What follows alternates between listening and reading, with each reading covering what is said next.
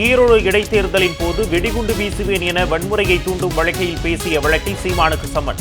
3 பிரிவுகளின் கீழ் வழக்கு பதிவு செய்யப்பட்ட நிலையில் காவல்துறை நடவடிக்கை.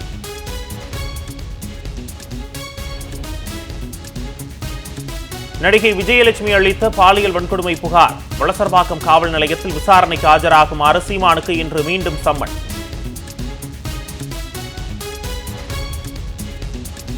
ஆபரண தங்கத்தின் விலை சரிவு. ஒரே நாளில் சவரனுக்கு 400 ரூபாய் குறைந்து ஒரு சவரன் 63,680 ரூபாய்க்கு விற்பனை.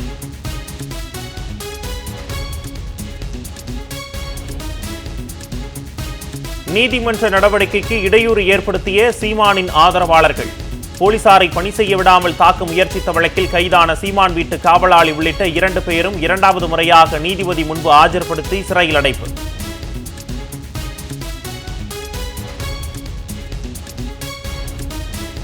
பொது சிவில் சட்டம் அமல்படுத்தப்பட்ட விவகாரம். உத்தரகாண்ட் பாஜக அரசுக்கு உயர்நீதிமன்றம் சரமாரி கேள்வி.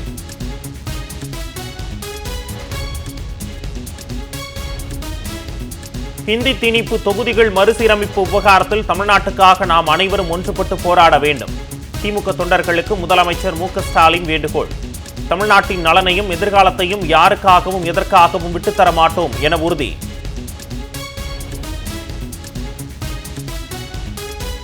தவறான விளம்பரங்களை வெளியிட்ட விவகாரம். பாபா ராம்தேவ் மீது கேரள நீதிமன்றங்களில் 26 வழக்குகள் பதிவு.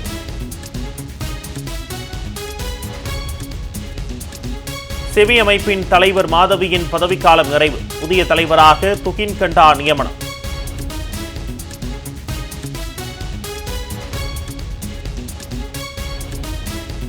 சுங்க சட்டம் மற்றும் ஜிஎஸ்டி முறைகேடு கைது நடவடிக்கையின் போது சட்டத்தை முறையாக பின்பற்ற வேண்டும். அதிகாரிகள் தன்னிச்சையாக செயல்பட முடியாது என்று உச்சநீதிமன்றம் திட்டவட்டம்.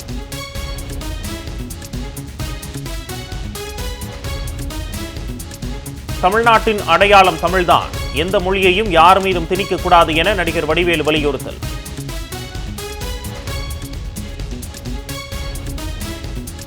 தஞ்சை பெரிய கோவில் பிரகன் நாட்டியாஞ்சலி விழா தொடக்கம்.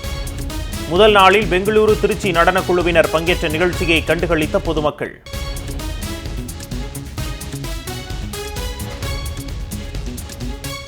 சின்ன பொன்னேறு கிராமத்தில் களை கட்டிய எருது விடும் திருவிழா.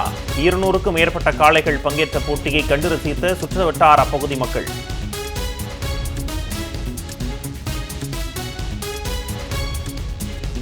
சீனா மீதான வரி 2 மடங்காக உயர்த்தப்படும்.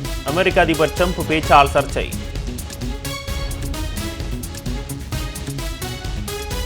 டெல்லி கேபிட்டல்ஸ் அணியின் ஆலோசகராக கெவின் பீட்டர்சன் நியமனம். மார்ச் 22ஆம் தேதி IPL தொடர் தொடங்கும் நிலையில் அணி நிர்வாகம் நடவடிக்கை.